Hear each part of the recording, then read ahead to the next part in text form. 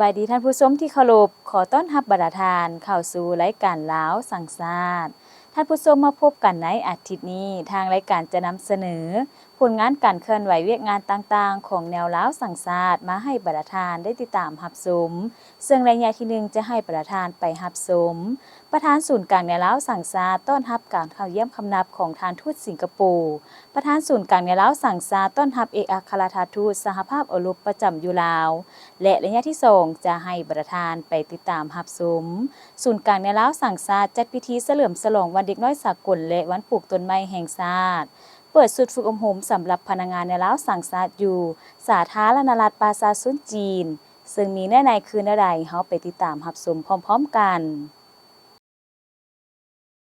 ท่านศาสตราจารย์ปริญญาเอกกิแก้วไข่คำพิทูลกรรมการกรมการเมืองศูนย์กลางพรรคประธานศูนย์กลางแนวลาวสร้างชาติได้ให้เกียรติต้อนรับการเข้าเยี่ยมคำนับของท่านองค์ซิวเกเอกอัครราชทูตแห่งสาธารณรัฐสิงคโปร์ประจำสาธารณรัฐประชาธิปไตยประชาชนลาวในอาทิตย์ที่ผ่านมาที่ห้องรับแขกศูนย์กลางแนวลาวสร้างชาติท่านประธานศูนย์กลางแนวลาวสร้างชาติได้แสดงความยินดีต้อนรับอย่างอบอุ่นและตีราคาสูงต่อสายพัวพันมิตรภาพและการร่วมมือระหว่างสองประเทศลาวสิงคโปร์ที่มีมาอย่างยาวนาน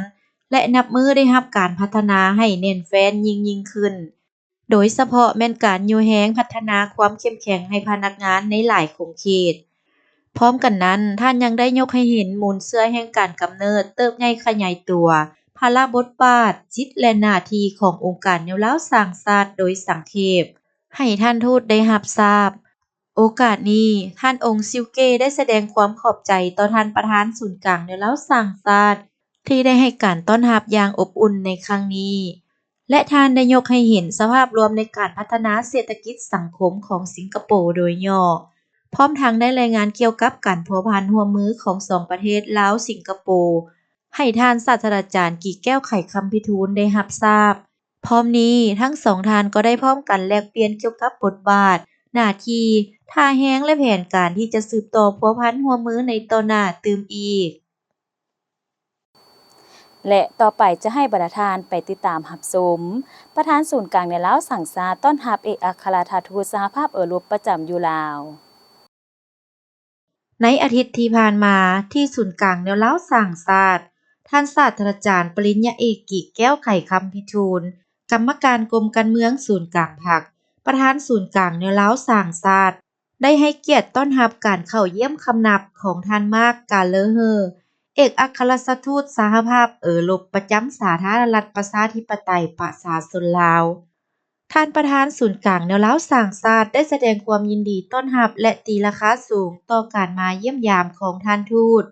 ซึ่งเป็นการประกอบส่วนสำคัญในการเสริมสร้างสายพัวพันมิตรภาพและการร่วมมืออันดีงามระหว่างสาธารณรัฐประชาธิปไตยประชาชนลาวและสหภาพยุโรปให้แน่นแฟ้นยิ่งขึ้นพร้อมนี้ท่านประธานศูนย์กลางแนวลาวสร้างชาติได้ยกให้เห็นภาระบทบาทหน้าที่ของแนวลาวสร้างชาติในการประกอบส่วนพัฒนาสร้างสรรค์ประเทศชาติ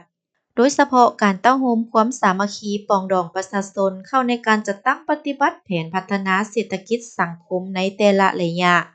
โดยสังเขปและได้แสดงความสมเสยต่อการร่วมมือในระยะผ่านมาโดยเฉพาะแม่นการสนับสนุนช่วยเหลือของ EU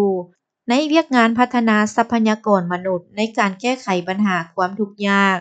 และการส่งเสริมเวียกงานสังคมต่างๆในโอกาสดังกล่าวท่านเอกอัครราชทูตสหภาพยุโรปได้แสดงความขอบใจต่อการต้อนรับอันอบอุ่นและยืนยันว่าสหภาพยุโรปจะสืบต่อการสนับสนุนสาธารณรัฐประชาธิปไตยประชาชนลาวในการบรรลุเป้าหมายและการพัฒนาแบบยืนยงพร้อมทั้งจะสืบต่อในการสนับสนุนเวียกงานร่วมมือกับศูนย์กลางแนวลาวสร้างชาติในเวียกงานต่างๆที่อำนวยประโยชน์สูงให้แก่สังคมในหลายกิจกรรมตามภาระบทบาทและความรับผิดชอบของทั้งสองฝ่ายท่านผู้ชมเนื้อในจากทางรายการของพวกเฮายังบ่หมดเพียงเท่านี้ตอนนี้เฮาไปพักผ่อนกันก่อนแล้วจึงเข้ามาพบกันต่อในระยะต่อไปองค์การแนวลาวสร้างชาติยามใดก็เสริมขยายมูลเสื้อความสามัคคีทั่วปวงชนลาวบรรดาเผ่าเพื่อเป็นกำลังแห่งสร้างรวม เข้าในภารกิจปกปักรักษาและสร้างสรรค์พัฒนาประเทศชาติ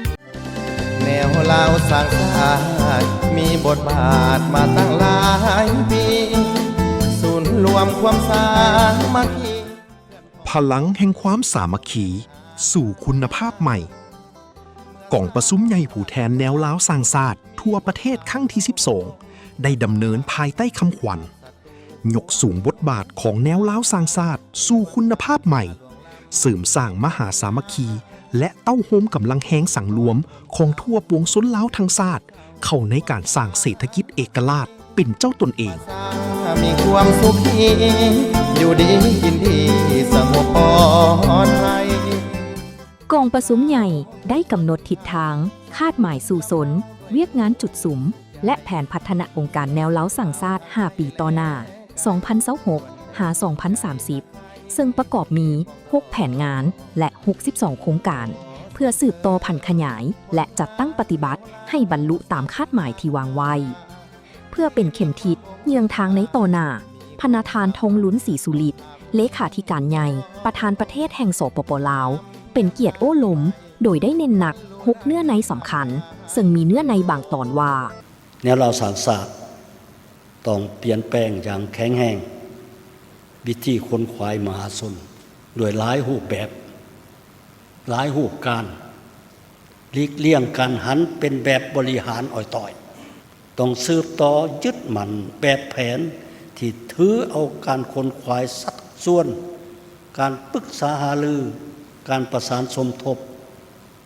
ความเป็นเอกภาพและห่วมสัมพันธ์เป็นพื้นฐานในการเคลื่อนไหวของตนขอสมเสยผลงานแนวลาวสร้างสรรค์ที่มีความองอาจมีความสามารถนำพาคุ้มครองเนื่องในโอกาสก้าวปิดกองประชุมท่านประธานศูนย์กลางแนวลาวสร้างชาติได้ยืนยันเกี่ยวกับการเต้าโฮมความสามัคคีว่าความสามัคคีเป็นสิ่งที่ดีเลิศเป็นสิ่งประเสริฐกว่าอาวุธสตาความสามัคคีปองดองเป็นปึกแผ่นแน่นหนาภายใต้การนำพาของพรรคความสามัคคีกลมเกลียวเป็นเอกลักษณ์วัฒนธรรมนิยามของศาสตร์ลาวเฮามหาสามัคคีมหาไสยชนะลาวทุกชนเผ่าสร้างภูมิลำเนาด้วยความสุขใจเสื้อแสงลาวทางไกลและไกลควรแต่จริงใจหักใครปองดองขอเชิญชวนพ่อแม่พี่น้องประชาชนลาวบรรดาเผ่าโดยเฉพาะคณะกรรมการแนวลาวสร้างชาติแต่ละคันพร้อมกันตั้งหน้าปฏิบัติมติกองประชุมใหญ่ผู้แทนแนวลาวสร้างชาติทั่วประเทศครั้งที่ 12 ให้ปรากฏผลเป็นจริงลูกหลานรุ่นหลานบ่จะลืมบ่ลืมบุญคุณจะสืบสานบ่ให้เสื่อมสูญมูลเสือลูกป่า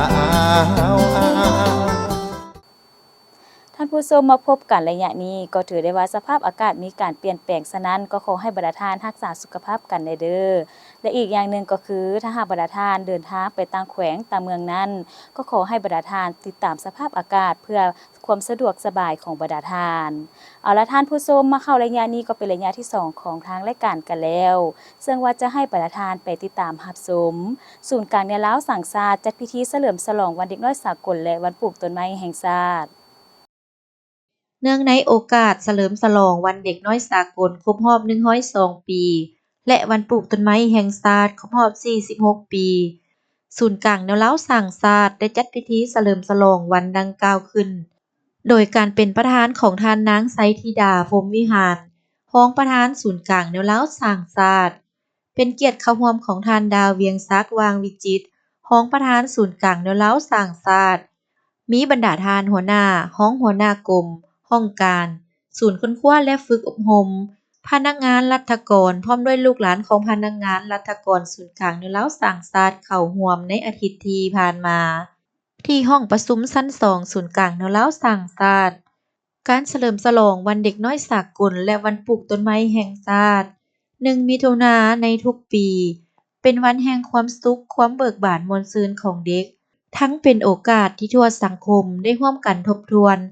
และยืนยันความสำคัญของการส่งเสริมและปกป้องสิทธิเด็กสร้างสภาพแวดล้อมที่ปลอดภัยอบอุ่นและเป็นมิตร เพื่อให้เด็กน้อยทุกคนได้เติบใหญ่อย่างมีคุณภาพ เด็กน้อยทุกคนแม่นความหวังแม่นกำลังสำคัญ และอนาคตของชาติ เป็นผู้สืบทอดและเป็นกำลังหลักแรงในการพัฒนาประเทศชาติในอนาคต พร้อมกันนั้นเป็นการปลูกจิตสำนึกให้เด็กมีความรับผิดชอบรักในการปกปักรักษาธรรมชาติและสิ่งแวดล้อม ตั้งแต่ยังน้อย เด็กเปรียบเหมือนต้นกล้าที่ต้องการดูแล อบรมสั่งสอนจากพ่อแม่ผู้ปกครอง ครูอาจารย์และสังคม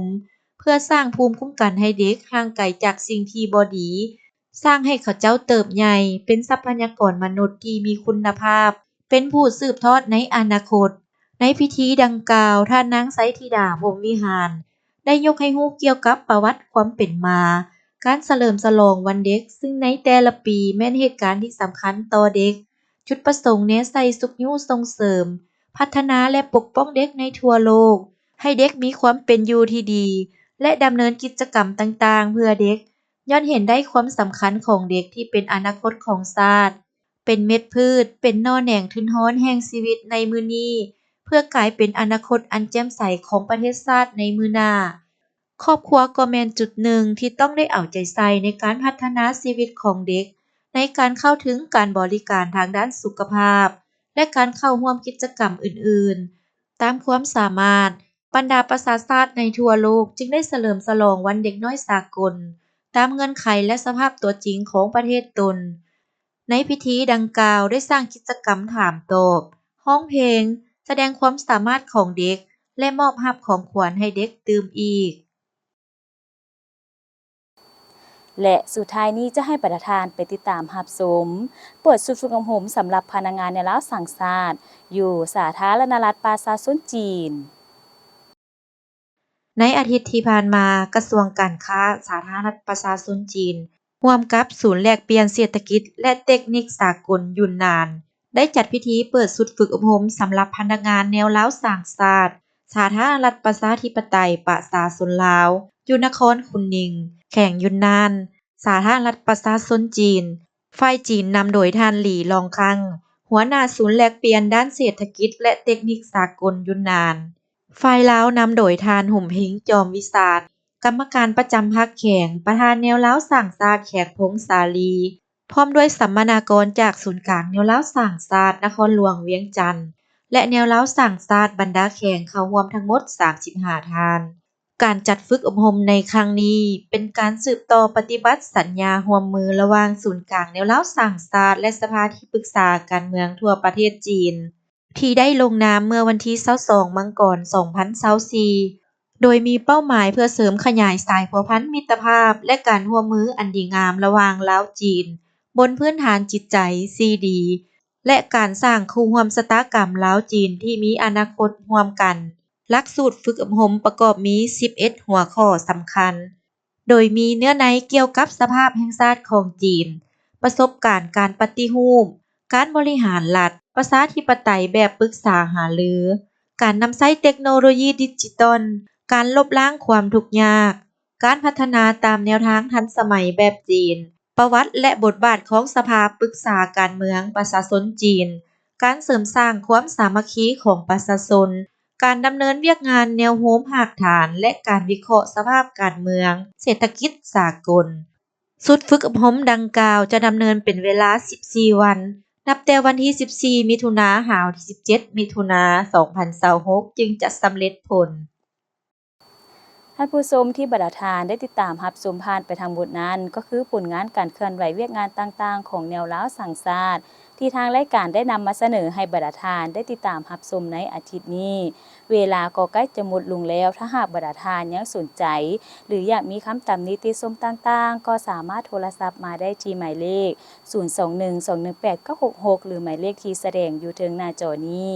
ทางรายการยินดีเอาคำตำหนิติชมของบรรดาทานไปปรับปรุงรายการของพวกเขาให้ดีขึ้นกว่าเก่า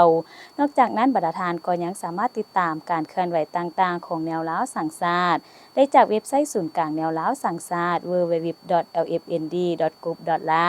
นอกจากนั้นก็ยังมี Facebook ก็คือข่าวสารแนวโฮมและแอปพลิเคชัน LFND